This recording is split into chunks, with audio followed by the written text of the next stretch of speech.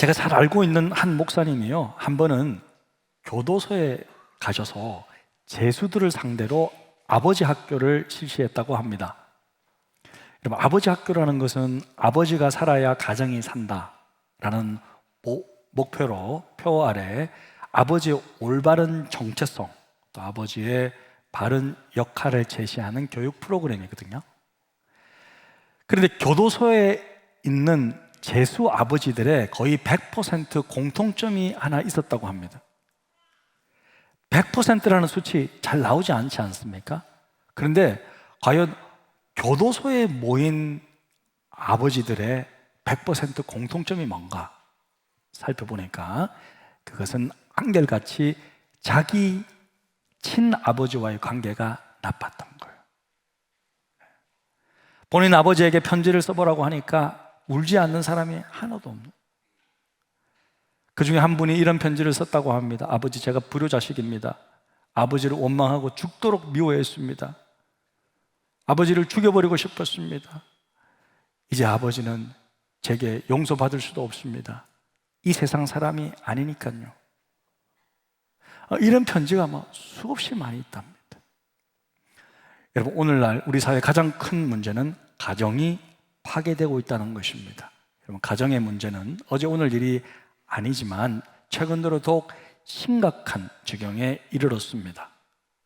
뉴스를 보면 그냥 입에 담기도 힘든 끔찍한 가정에서 일어나는 사건들을 우리는 보도를 접하고 있습니다.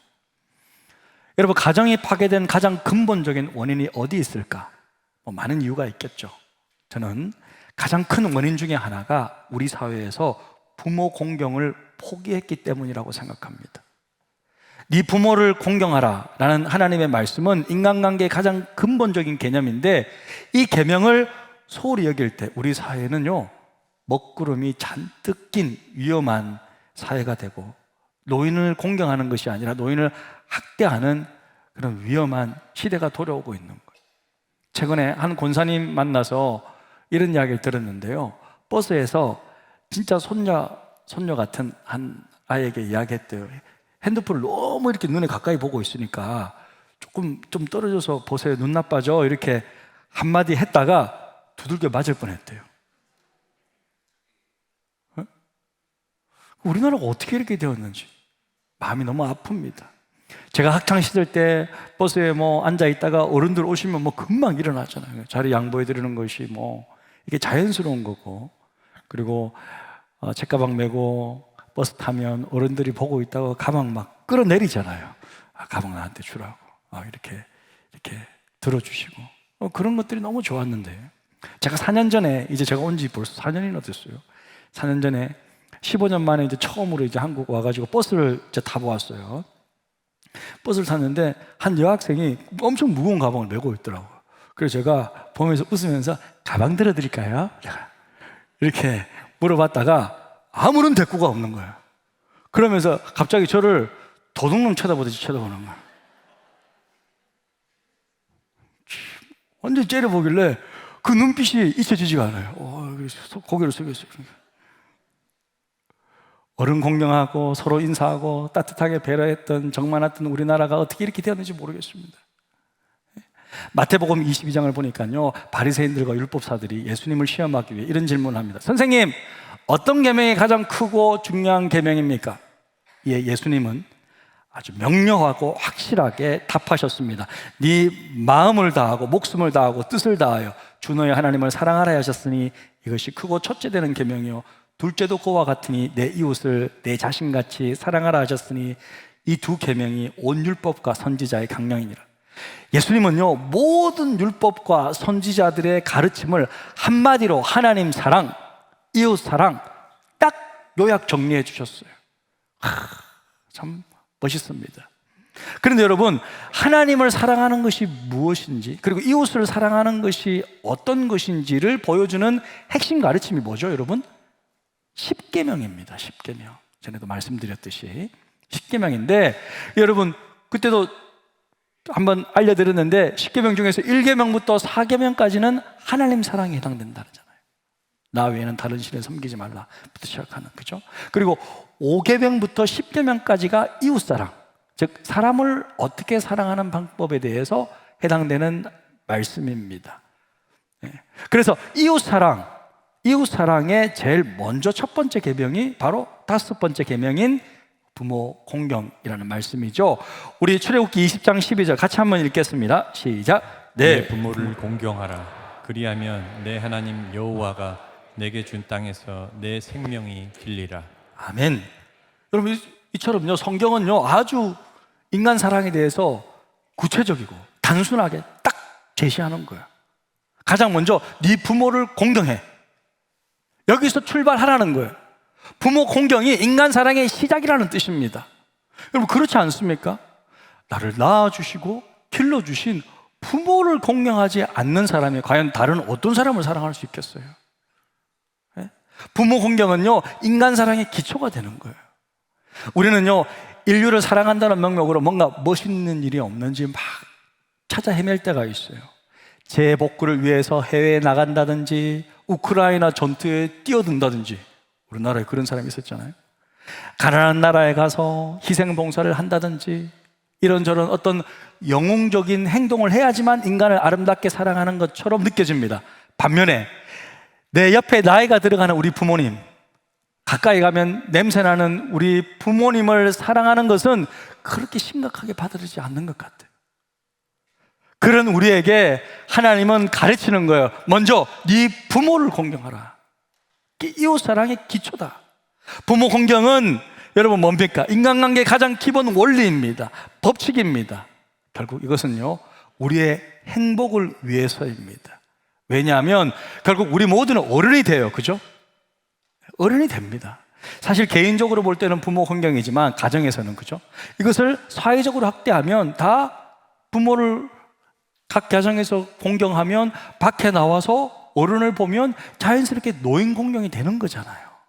그러니까 이거는 일종의 하나님께서 만드신 사회의 안전판과도 같단 말이에요. 자기가 젊다고 생각하는 젊은 여러분도 저도 금세 나이가 들고 노인이 될 거예요. 그렇지 않습니까? 우리 모두는 다 노인이 됩니다.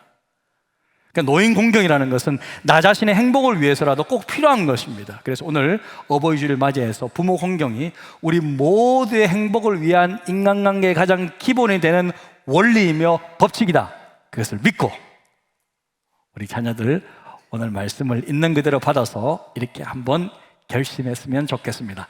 한번 제가 먼저 읽고 여러분 따라해 주시길 바랍니다. 우리는 주 안에서 부모에게 순종합니다. 아멘. 여러분, 왜 우리는 주 안에서 부모에게 순종해야 할까요?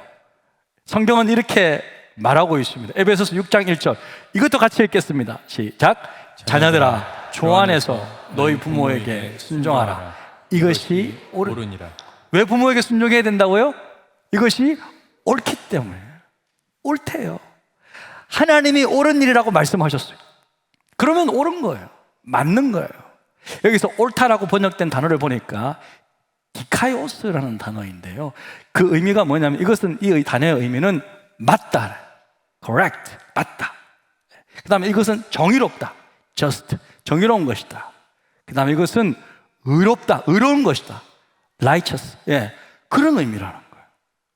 왜 부모에게 순종해야 되느냐? 그것은 이게 인간이 맞는 일이다, 이것이 옳은 일이다라는 거예요. 여러분, 오늘날은요 옳은 일, 바른 것이 무너지고 있는 시대를 살고 있습니다. 하나님께서 인간에게 마땅해 주신 옳고 바른 기본적인 도리가 무너지고 있어요. 제가 엊그저께 신문을 보고 너무 마음이 아팠어요. 우리나라에 아직 동성결혼이 합법화되지 않고 있지만 동성결혼하는 사람들이 많습니다, 요즘. 근데 동성이니까 자녀가 없잖아요. 자녀가 없는데 자기도 자녀를 키우고 싶어. 합법적인 부부니까. 그렇게 어떤 식으로 해가지고 아이들을 데리고 오거나 입양하거나 그런 식으로 해서 아이를 데리고 온 거예요. 데리고 왔는데, 근데 이 아이가 남자가 2명이니까 누가 아빠인지도 아빠라고 불러야 되죠. 여자가 2명이니까 누구한테 아빠로 불러야죠. 모르는 거예요. 지금 우리나라가 그런 사회가 지금 되었어요, 이미. 지금 계속 그렇게 될 겁니다. 이제 법적인 것만 남았어요. 법이 무너지면 이제 다 무너지는 건데, 그래서 우리가 깨어 있어야 되는데, 여러분, 이렇게 기본이 무너지면요, 행복도 무너집니다. 하나님은 이 세상을 다스릴 때 한 가지 시스템을 가지고 있는데, 그것이 바로 권위 시스템이에요. 하나님이 세상을 움직이는 법칙이 바로 이 권위 시스템입니다. 따라해봅시다. 권위 시스템. 예. 먼저 하나님 자체가 모든 우주의 최종적 권위이시죠. 그리고 하나님은요, 자신의 권위를 바탕으로 믿는 자들에게 이렇게 말씀하셨습니다. 골로새서 3장 22절에 보니까, 종들아 모든 일에 육신의 상전들에게 순종하되 단지 사람을 기쁘게 하는 자와 같이 눈가림만 하지 말고 오직 주를 두려워하여 성실한 마음으로 하라. 이 말씀이 뭐냐면요, 너희들 각자의 위치에서 각 사람의 권위에 존중하라는 말씀입니다. 그러니까 이 세상이 건강하게 움직이기 위해서는요, 권위가 중요하다는 거예요. 예? 권위가 존중되는 사회를 다른 말로 하면요, 질서 있는 사회라고 말할 수 있는 거예요. 그러니까 하나님이 최종적 권위를 가지시고 이 세상에 권위 시스템을 두셔서 서로를 존중하는 사회로 움직이도록 질서 있게 하나님은 그렇게 다스리고 계십니다. 그런데 오늘날 마귀의 최고의 전략은요, 이 권위를 없애버리는 거예요. 이것을 무너뜨리는 거예요. 권위가 없어지면 어떻게 되느냐? 마귀의 세상이 되는 거예요. 결국 없애버리고 근본적으로는 하나님이 그렇게 만들어 놓은 하나님의 권위까지도 무너뜨리려고 하는 게 마귀의 전략이거든요. 그러니까 마귀는요, 권위를 없애버리거나 그게 잘 안 되면 사람의 재성을 자극해서 권위주의로 만들어버려요. 권위주의. 권위주의가 뭐예요? 권위주의라는 것은 여러분, 서로를 존중하지 않고 자기 이익만을 위해 권위를 사용하여 자기가 원하는 대로 남용하는 거예요. 자기의 권한을 가지고 남용하는 것이 권위주의잖아요. 권위주의를 행사하면요, 지옥을 경험하게 되는 거예요, 사람들이. 우리에게는 권위주의가 아니라 바른 권위가 필요하고 그 권위를 서로 세워줘야 합니다. 학교에서는요, 선생님이 권위가 있어야 돼요. 그리고 선생님은요, 학생들을 차별 없이 존중해 줘야 합니다. 그래야 학교의 질서가 세워지는 거예요. 교회에서는요, 목회자가 영적 권위가 있어야 돼요. 그러니까 만약에 목사가 권위주의로 가면 어때요? 권위주의로 가면요, 하나님이 싫어하시는 교만으로 이어질 수 있기 때문에 목사들은요, 끊임없이 스스로를 성찰하면서 철저히 성도 중심의 목양을 해야 합니다. 반면에 성도들은요, 목회자의 영적 권위를 주님께서 세워주셨구나, 그런 마음으로 목회자의 영적 권위를 또 존중해 주셔야 돼요. 이게 맞아야 교회의 질서가 세워지는 거예요. 가정에서는요, 부모의 권위가 있어야 돼요. 가정이 무너지고 자녀 교육에 위기가 온 것은요, 부모의 권위가 무너졌기 때문입니다. 그래서 부모는요, 어떤 대가를 치러서라도 그 권위를 지켜야 합니다. 근데 권위를 지켜야 된다고 하니까 자녀들에게 그죠? 오늘부터 아빠 말 안 들으면 자녀들에게요, 자기 감정을 절제하지 못하고 때리고 욕설하고 야단치고 비난하고 강압적으로 내세우는 그 권위는요, 가짜예요. 그게 권위주의인 거예요. 그거 아니거든요. 교회에서도요, 직분이 있다고 그렇게 내세우고, 그게 권위주의입니다. 소리치고, 그거 아니거든요. 하나님이 그건 싫어하시거든요. 우리는요, 권위주의가 아니라 권위가 필요합니다. 자녀들아, 주 안에서 너희 부모에게 순종하라는 말씀은요, 이거예요. 자녀들이요, 부모의 권위를 인정하라. 그 권위에 손상을 주지 말라는 뜻이에요. 그것이 하나님이 세상을 움직이고 우리 가정을 다스리는 하나님의 뜻이며 그것이 옳은 방법이라는 거예요. 그래서 주 안에서 하나님의 권위를 인정하는 방법은 순종입니다. 순종은요, 맹정하고는 달라요. 억지로 따르는 것이 아니라 자발적으로 의지적으로 행하는 거예요. 그래서 순종에는요, 강한 의지가 내포되어 있습니다. 순종하기로 내가 결정했다는 것이 중요한 거예요. 자녀들에게 제가 권면하는데, 오늘 내일 부모님에게 이렇게 한번 말씀해 보십시오. 이렇게: 아버지, 어머니, 저는 부모님께 순종하기로 결정했습니다. 내 의지가 결정했습니다. 성경 말씀에 위배되는 것이 아니라면 제가 다 순종하겠습니다. 따르겠습니다. 그렇게 한번 말해보시길 바랍니다. 아멘이 적잖아. 아멘이 적네. 왜 아멘이 적은지 제가 알죠. 부모님 하는 말을 딱 한번 들어보고 순종할 만하면 순종하고, 목사님 말씀 들어줘, 순종하겠습니다. 그렇지 않으면 기도하겠습니다. 이게 진정한 순종이 아니죠, 그죠? 네. 때로는 이해가 안 돼도 순종할 수 있는 마음과 자세가 필요한 줄로 믿습니다. 제가 어렸을 적에요, 어머니는 저에게 이제 음식 줄 때마다 무슨 야채를 늘 심어가지고 가져오시고, 그 나물 반찬 이렇게 무쳐서 가져다 주시고, 생선 자주 구워주시고, 늘 장어국 끓여주시고 막 그랬거든요. 그래서 저는 그때는요, 그런 반찬보다는 햄, 소세지, 기름 가득한 육고기, 그죠? 막 그런 거, 돈가스 막 튀긴 거, 그러면서 늘 반찬 투정했는데 어머니는 늘 이런 것만 주시는 거예요. 근데 커서 보니까 어머니가 제게 주셨던 음식들이 다 보약이더라고요. 할렐루야. 우리 지금 조카들은요, 어머니가 대부분 다 키웠거든요. 먹으면, 식사 먹이면서요. 네, 다들 아이들 일하러 간다고, 우리 동생들은. 근데요, 그렇게 먹은 아이들이 지금 초등학교 6학년인데요 175가 넘었어요. 지금 저만 해요. 여자아이는요 지금 반에서 제일 크대요. 165가 넘었어요. 이제 중학교 갔는데. 그러니까 어릴 적에는 몰랐지만 대부분의 어머니의 결정이 지혜롭고 정말 우리를 사랑해서 해주신 것들이라는 게 너무 많다는 것을 시간이 흐르면 흐를수록 우리가 깨닫게 되잖아요. 여러분, 지금도 마찬가지가 아닐까요? 예? 그래서 우리는 주 안에서 부모에게 순종해야 합니다. 여러분, 순종은요 의지입니다. 순종하겠다고 먼저 결정하는 거예요. 자녀가 부모의 말에 순종하기로 결정하면요 따르는 것이 쉬워요. 사랑하는 여러분, 그래서 말씀의 오늘 기초에서 부모님에게 여러분의 순종의 의지를 들이시기를 축복합니다. 마귀의 특징은 불순종이에요. 하지만 하나님의 자녀들의 특징은 주 안에서 순종입니다. 꼭 기억하시기를 바랍니다. 그리고 어버이 주일에 한 가지만 더 다짐해 보겠습니다. 두 번째로 같이 읽겠습니다. 같이 읽겠습니다. 시작. 우리는 부모를 공경합니다. 예. 부모님께 순종하는 것과 함께 필요한 것이 있는데 부모님 공경하는 거예요. 여러분, 공경하는 단어는 이거예요. 최고로 존경하고 존중하다라는 뜻이 있어요. 이 단어는요 하나님을 섬기고 공경하다라는 말씀을 할 때와 같은 단어예요. 그러니까 하나님을 섬긴다, 하나님을 공경한다라는 그 단어와 부모를 공경하라 할 때 그 단어가 똑같은 단어를 썼다는 거예요. 그러니까 하나님은 부모 공경을 하나님 자신을 공경하듯이 그 정도로 공경하라는 거예요. 그렇게 가르치고 있다는 거예요. 여러분, 예수님은요 십자가에 못 박히셔서 6시간 동안 계셨어요. 그때 십자가 상에서 7마디를 하셨는데 그것을 가상칠언이라고 합니다. 그 7마디 중에서 세 번째 했던 말씀이 자기 육신의 어머니, 십자가에서 이제 굉장히 고통스러운데 내려보니까 어머니 마리아가 있는 거예요. 그 마리아를 보고 했던 말이 세 번째 말씀이에요. 그리고 바로 옆에 제자가 있었어요. 요한이죠. 자, 요한복음 19장 26절에서 27절인데 보겠습니다.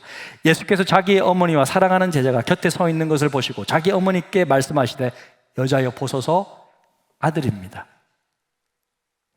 어머니 마리아에게 사도 자기의 제자 요한을 향해서 얘가 이제 아들입니다. 자기는 이제 죽잖아요. 27절에 또 제자에게 이르시되 보라 요한아 봐라 네 어머니다 하신데 그때부터 그 제자가 자기 집에 모시니라. 그러니까 예수님은요 죽는 순간까지 인간으로서 아들의 도리를 다 하셨다는 거예요. 자기 육신의 어머니를 자기 제자에게 부탁하고 그 제자가 끝까지 어머니를 돌볼 수 있도록 했다는 거예요. 여러분, 예수님이 그 십자가상에서 그 힘든 상황 속에서 이렇게 말씀하신 것은 무슨 말이냐? 하나님이 얼마나 부모를 공경하는 것이 중요하게 생각하는지를 알 수 있는 거예요. 하나님이 이처럼 중요하게 생각한다는 거예요. 부모 공경. 우리는 부모를 공경함과 동시에 우리 자녀들이 부모인 나를, 우리를 공경할 수 있도록 또 가르쳐야 돼요, 여러분. 그리고 부모 공경은요 어떻게 하는 것이냐? 구체적으로 내 시간과 내 물질을 함께 포함하는 거예요. 그래서 공경하는 거예요. 부모가 경제적인 능력이 없으면 당연히 자녀는 물질을 포함해서 부모를 공경해야 돼요. 이것이 성경이 가르치는 거예요, 여러분. 우리 살기도 어려운데 뭐 우리 어머니 뭐 지금 뭐 아무것도 뭐 먹지도 않고 늘 뭐 채소만 드시는데 뭐 돈 쓸 일도 없고 뭐 괜찮아. 뭐 우리가 뭐 드릴 게 있나? 여러분, 그렇게 생각하시면 안 된다는 거예요. 마음의 문제라는 거예요. 헌금도 마음의 문제라고 했잖아요. 부모 공경도 하나님 섬기는 것과 똑같 마음의 문제라는 거예요. 공경은 말만 하는 것이 아니라 우리의 시간과 우리의 물질 함께 드림으로써 우리의 진심이 표현될 수 있게 하는 겁니다. 할렐루야. 예. 그래서 저도 이번 어버이날 우리 어머님하고 또 장모님하고 없는 와중에 쪼개가지고 보내드렸어요. 보내가지고 좀 전달해 드리려고. 웬만하면 명절이나 또 지방에 내려가면 꼭 들리려고 노력하고 있습니다. 그리고 여러분, 저는요, 우리 아이들에게도요, 부모 공경하도록 가르칩니다. 아이들이 엄마 아빠 생일에 자기들 용돈 그걸로 생일 선물 사게 만들어요. 예. 그리고 꼭 편지 쓰게 합니다. 얼마나 부모가 고마운지, 얼마나 부모를 사랑하는지 또 손으로 직접 편지 쓰게 해요. 어릴 적부터 시켰어요. 지금도 해요. 얼마 전에 지난달 제 생일 때도 큰 박스가 왔어요. 멋진 운동화랑요, 운동복이랑요, 사랑이 듬뿍 담긴 편지. 아빠 없으면 죽는다. 완전 전부 아부투성이. 예? 일부러 그렇게 이제 엄마가 쓰라고 하겠죠. 예. 엄마 생일 때는 아빠가 그렇게 시키고. 예. 이렇게 가르침을 받으면 커서도 그렇게 할 줄로 믿습니다. 그래야 자녀들이 복을 받거든요. 예. 저는 앞으로 제가 살 집을 걱정하지 않습니다. 제가 아무리 집이 없어도 걱정하지 않아요. 왜냐면요, 우리 찬미 막내가 사주기로 했어요. 저는. 진짜로. 지난번 이제 왔었을 때 딱 이렇게 이야기하더라고요. 딱 저를 부르더라고요. 아빠, 아빠는 목사라서 돈이 없으니까 집은 내가 사줄게. 딱 그러는 거예요. 와, 그래서 제가 물었어요. 어떻게 사줄 거냐 하니까, 물어보니까 1초도 망설임 없이 자기 계획을 딱 이야기하는 거야. 어떻게 하면 이제 곧 한국에 자기가 이제 들어오니까, 딱 들어오면 길거리를 돌아다닐 거랍니다. 홍대 쪽으로 갈 거래. 홍대 쪽으로 딱 가면 틀림없이 자기는 좀 예쁘기 때문에 길거리 캐스팅을 당했다는. 캐스팅. 길거리 캐스팅을 곧 당할 거래요, 자기가. 그래요? 그러면 자기가 이제 가수를 하든지 연기자를 해서 돈을 많이 벌어서 집을 사주겠다. 그러면서 평소 우리 찬미는 이제 춤 연습을 막 하고 있거든. 막 하면서 동영상도 한 번씩 보내주고, 막 드라마 하나 보고 있으면 대사 막 따라해가지고 전화해가지고 아빠 나 똑같이 막 그래. 그러니까 저는 믿음이 없어요. 그렇죠. 그러니까 집 안 사줘도 좋으니까 집안 거들내지 않았으면 좋겠어요. 건강하게 자랐으면 좋겠어요. 여러분, 우습지만 부모를 사랑하고 부모를 공경하고자 하는 그런 마음이 이쁘잖아요. 그렇죠? 예, 이쁩니다. 그래서 여러분 아시다시피 부모 공경에는요, 하나님이 멋진 상품을 걸어 놓으셨어요. 에베소서 6장 2절 3절인데요. 같이 한번 읽겠습니다. 시작. 내 아버지와 어머니를 공경하라. 이것이 약속이 있는 첫 계명이니 이로써 네가 잘되고 땅에서 장수하리라. 이번 체육대회 때요, 경품 엄청 많았거든요. 많은 분들이 다 하나씩 가져가는데 저도 딱 경품 딱 보니까 27번이에요. 27번. 근데 저는 안 걸렸어요. 근데요, 박준현 목사님이 딱 경품 들고 막 계속 부르잖아요. 근데 갑자기 27번 딱 부르는 거예요. 영지버섯 27번 딱 부르는데 우와 딱 나가는데 아니 127번 딱. 그래가지고 제가 경품을 이렇게 나눠주다가 가서 한 대 때릴 뻔했어요. 농담입니다. 잠깐만. 여러분, 근데요, 비록 안 걸렸지만 하나님 말씀 경품 상품은요, 반드시 확실해요. 종 안에서 부모에게 순종하고 부모를 공경하면 반드시 하나님께서 네가 잘되고 장수하리라고 약속해 주셨습니다. 사랑하는 성도 여러분, 여러분이 하는 일이 잘 되기를 바라십니까? 건강하게 오래 살고 싶으십니까? 그러면 부모를 공경하십시오. 예. 우리 젊은이들이 이야기해야 되는데, 그럼 부모를 공경하십시오. 네. 오래 살고 싶죠? 네. 네. 웬만하면 순종하고, 웬만하면 따라주시고, 웬만하면 존중해 주시기를 바랍니다. 시간이 흘러서 돌아가시면요, 그렇게 하고 싶어도 못하잖아요. 그러니까 어르신들은요, 부모 이야기만 나오면 설교만 시작하면 우세요. 그래서 저는요, 오늘 이 말씀을 우리 교회에 적용하고 싶습니다. 우리가 이 세상에 있는 모든 노인들 공경할 수는 없을지라도 최소한 우리 교회를 출석하시는 우리 사랑하는 어르신들을 존중하고 공경하는 것이 오늘 말씀을 적용하는 것이라고 믿습니다. 저는요, 아직도요, 제가 제일 처음으로 우리 교회 왔었을 때 장로님들과 대면했던 그 첫 번째 만남 잊을 수가 없습니다.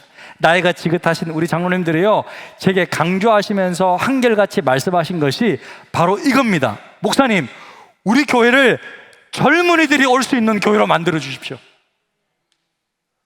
목사님, 우리는요, 청년들이 부흥하는 거 보고 싶습니다. 제가 그 말에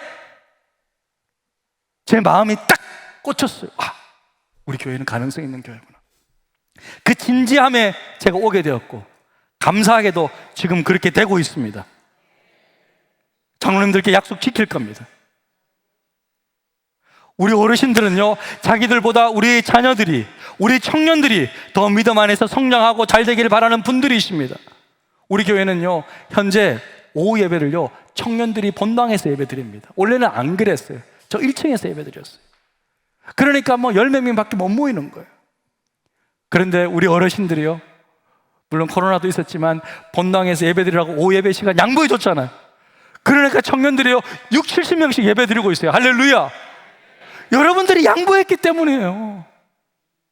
청년들이 부흥하고 있는 건 어르신들 때문입니다. 2층에 있는 권사실도요, 젊은 부부들이 오고 아기들이 많이 생기니까 유아 휴게실로 쓸 수 있도록 기꺼이 내어주신 분들도요, 우리 권사님들이에요. 아, 목사님, 우리 오후 예배도 없으니까요, 괜찮습니다. 젊은 엄마들 오면 우유 먹여야죠. 먹일 데가 없잖아요. 그러면서 기쁜 마음으로 양보해 주신 거예요. 내어주신 거라고. 그러니까 5교구가 부흥할 수 있는 것도 우리 어르신들 때문이에요, 제가 볼 때. 여러분, 이런 교회 보셨습니까? 저는요, 솔직히 교회들이 잘 안 그러더라고요. 어르신들이 청년 젊은이들 와야 됩니다 하면서도 딱 본인들 챙길 거 챙기시더라고요. 근데 우리 교회 어르신들은 정말 진심으로 내어주시고 양보해 주시고, 이렇게 하나님 순수하게 사랑하고 진심으로 젊은이들, 자녀들 아껴주는 어른 보셨습니까? 저는 본 적이 없습니다. 우리 70세 이상의 어르신들 다 같이 한번 일어나 보시겠습니까? 잠깐 불편하시지만 70세 이상 되시는 어르신들 많이 계시잖아요. 한번 일어나 보세요. 괜찮아요. 일어나셔도 돼요. 예, 굉장히 많아요. 지금 뭐 동네 사람 다 일어나야 돼. 지금 다 일어나야 돼. 예, 우리 70세 이상의 어르신들이에요. 예? 우리가 이렇게 믿음 생활 잘하고 있는 것은 바로 이분들 때문인 줄로 믿습니다. 자, 우리 자막 한번 떼어주십시오. 우리 앉아있는 우리가 이렇게 한번 크게 한번 읽어드립시다. 함께 읽겠습니다. 우리 교회에 자랑스러운 부모님이 되어주셔서 진심으로 감사합니다.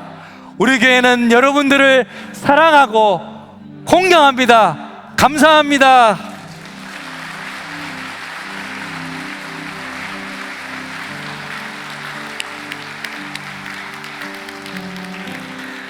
예, 자리에 앉으시겠습니다. 우리 서로 돌아보면서요, 축복해 주었으면 좋겠습니다. 특히 우리 어르신들 힘들 때도 있으시면 담대하게 우리 교회를 섬겨주셔서 감사합니다. 때로는 너의 앞에 어려움과 아픔이 있지만 담대하게 주를 바라보는 너의 영혼, 너의 영혼, 우리 볼 때 얼마나 아름다운지 너의 영혼 통해 큰 영광 받으시 하나님을 찬양. 오 할렐루야. 그렇습니다. 너는 택한 족속이요 왕 같은 제사장이요 거룩한 나라 하나님의 소유된